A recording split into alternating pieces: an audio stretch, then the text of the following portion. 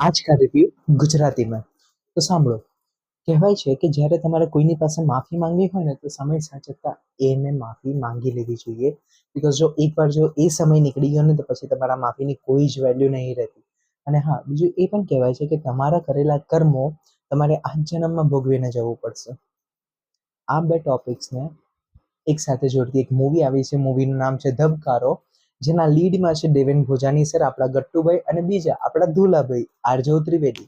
મૂવીની સ્ટોરીની વાત કરી લઈએ તો સ્ટોરી એકદમ સિમ્પલ છે. ડાયાભાઈ આભાભાઈ પટેલ, જેમનું કેરેક્ટર દેવેન ભોજાની સરે ભોજવ્યું છે, ન્યુમાઈમાં રહે છે. એમનો ખાસો એવો બિઝનેસ છે. એક નંબરના નાગા માણસ છે. કશુંક ના કશુંક તો કાંડ કરતા રહે છે. હવે ખબર નહીં, એમના કાંડ એટલા બધા છે ને કે એમનું કંઈક થાય છે અને એના પછી એમનું હૃદય પરિવર્તન થાય છે. બધાને માફી માંગવા માટે પાછું એમના ગામ સરસપુરમાં આવે છે. ત્યાં માફી માંગવા માટેનો આખો જે સિલસિલો છે ત્યાં એમની મદદ કરશે આપણા કાનાભાઈ, જેમનું કેરેક્ટર આરજવ ત્રિવેદીએ ભજવ્યું છે. સો આ બે વસ્તુમાં સ્ટોરી ચાલે છે.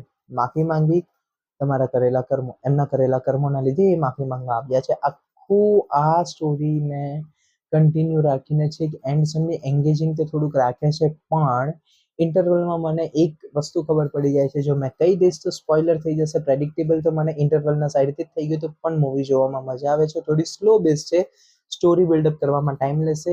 વન ટાઈમ વોચ છે, જોવું પડે. અગર તમને જો ડ્રામા પસંદ હોય તમને લોકોને તો આ મૂવી બેસ્ટ છે તમારા માટે. ઓકે, સો મળીએ નેક્સ્ટ વ્લોગમાં. બાય.